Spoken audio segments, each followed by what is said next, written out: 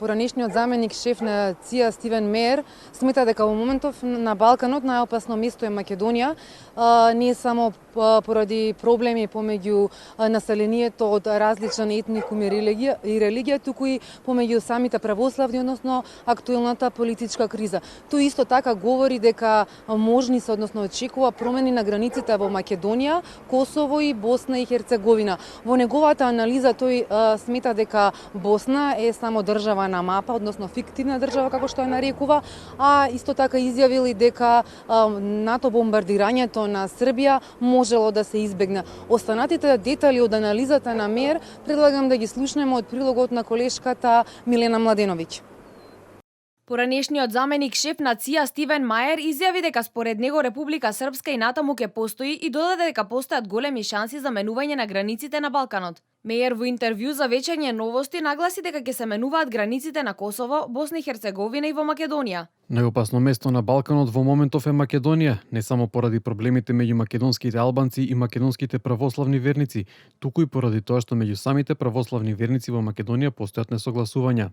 Тој на прашањето за опстанок на Република Српска изјави дека според него таа ќе опстане, но прашањето е само во која форма. И во иднина не очекува ситуација со два ентитети и можне лабав договор меѓу нив. Сите одлуки треба да се носат на ниво на ентитетите. Босна и Херцеговина е фиктивна држава само на мапа. Одговарајќи на прашањето дали постои поддршка на САД за измени на Дејтонскиот договор и зајакнување на централната власт во Босна и Херцеговина, Мејер истакна дека општ заклучок е дека Белата куќа ги поддржува босанските муслимани и од Американската амбасада во Сараево одсекогаш инсистирала на креирање единствена држава. Околу одбележувањето на 21 годишнината од операцијата Бура во Хрватска, Мејер на прашањето зошто САД дозволиле етничко чистење на србите во Хрватска и зошто никој не бил казнет за тоа, одговори дека американската влада ги предупредила хрватските власти дека треба да застанат кога биле на половина пат од нападот. Постојат многу луѓе од Западот кои тврдат дека тоа не е етничко чистење, што е смешно, бидејќи тоа е всушност тоа. Околу работата на Хашкиот трибунал тој изјави дека мисли оти во Хаг има премногу срби, а за американската политика на Косово истакна дека не се менувала од 1999 година. Тоа значи дека администрацијата смета дека Косово би требало да биде признато како независна држава. Нормално дека тоа не е едноставно за србите, па проблемот со Косово стана многу комплициран за српската влада.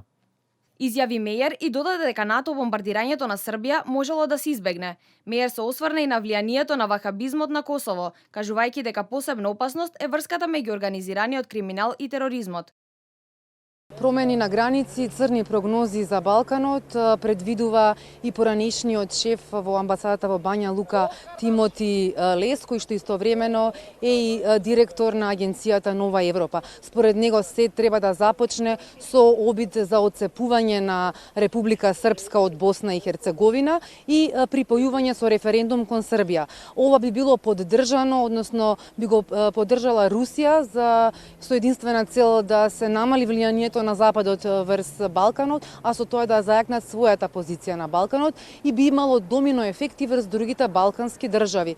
Истовремено, како што прогнозира Лес, и албанците од Македонија ќе бараат, односно ќе се обидат дел од државата да се отцепи и да се припои кон Косово, односно кон идејата за формирање на голема Албанија. Овде според него би се отвориле апетитите и на соседите Грција и Бугарија кон останатиот дел од Македонија, а исто така тој прогнозира дека и односно српското население во Црна Гора ќе бара отцепување од Црна Гора кон Србија.